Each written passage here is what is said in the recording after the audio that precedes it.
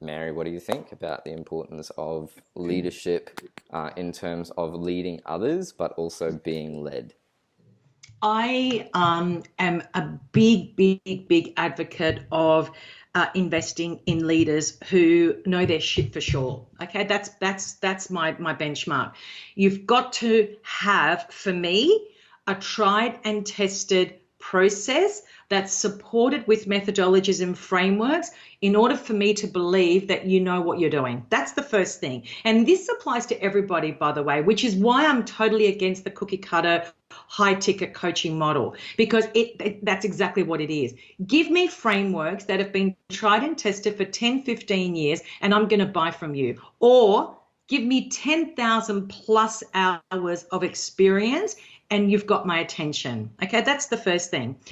The other thing is that we're in an age, Paul, where there's so much information. Literally, I can get onto Siri right now on my iPhone, ask any question and get any answer. Get a lot of answers, not just any answer, but a lot of answers.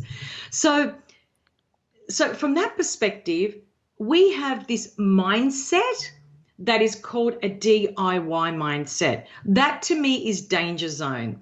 So I spoke to someone this morning who's been at the start line for 3 years. Okay, we're talking about a highly professional individual who wants to start a coaching consulting business, but is staying on the start line due to procrastination, due to not being able to put your ego in your back pocket and say, I actually don't know how to do this.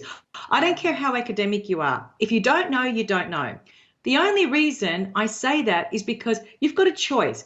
Either get onto Siri and try and figure it out for yourself. You and I both know in the digital landscape, there's so much to learn, and the goalpost keeps moving and moving. The more you learn, the more there is to learn. The more you learn, the more there is to learn. So if you're going to opt into the DIY mindset, just keep in mind that you will be left behind. There's no doubt about it, because the digital landscape is moving so quickly. You're either moving with it or you will remain at the start line. Therefore, you need a mentor, a coach, leadership, something to actually push you from the start line. And I don't think people realize that when you make an investment into a mentor or a coach or a consultant, you're not making that person rich. Okay, I don't get rich from my consulting fees, believe you me. The point is you're investing in yourself. That's what you're doing. And when you invest in yourself, you can fast track your career by years and years and years. How can somebody learn, Paul, what I've learned in the last 18 years by searching Google? It's not possible. Just not possible. Just cannot.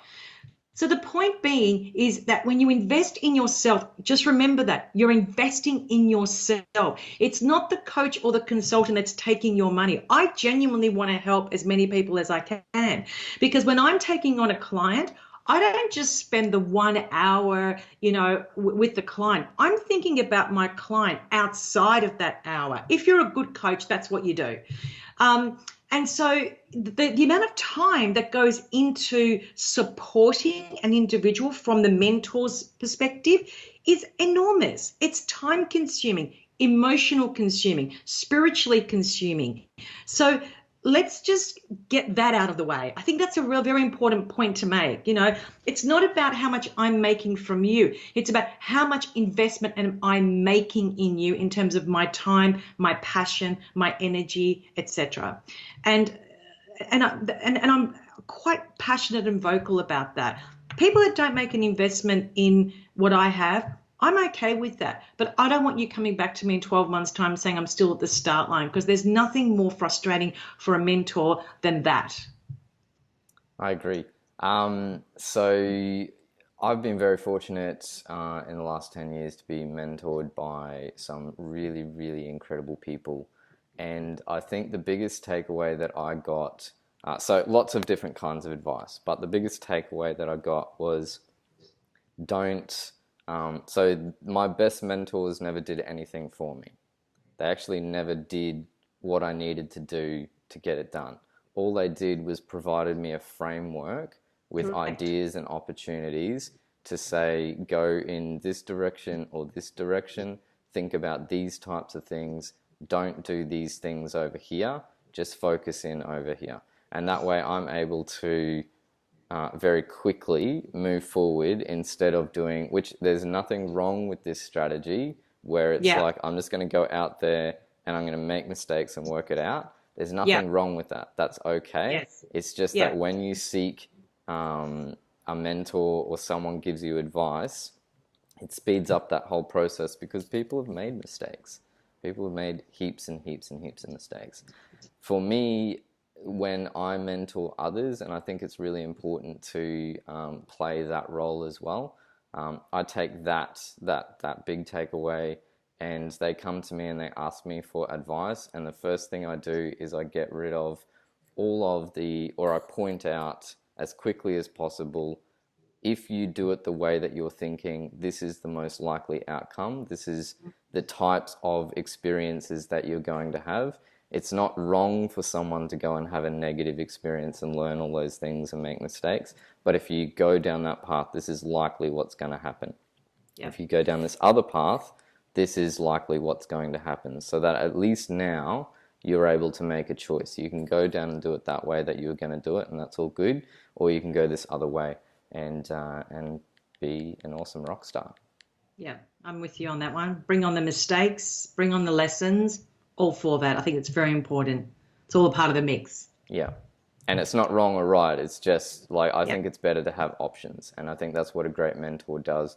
And I think that's a really good thing about being a mentor, is that you can find, whether it's a younger person or not, but just someone that you can help and you can say, great, you're doing all these things, you're putting all these effort in. Here's some things for you to think about. And then you see them actually go and apply, and Yeah. they kick massive goals, and they come back to you and say, it's because of that thing that you said to me, or something like that. And I think, come on, like, I just think that's awesome. Yeah, that's what motivates me. When my clients are implementing what they're learning and they're getting results, there's nothing more motivating for a mentor than, because that I then want to help them even more. I want to give them up tenfold. I'm like, come on, let's do this, because that's what lights my fire. If I see success playing out in the world, I want to be a part of that. I don't care who you are. Mm.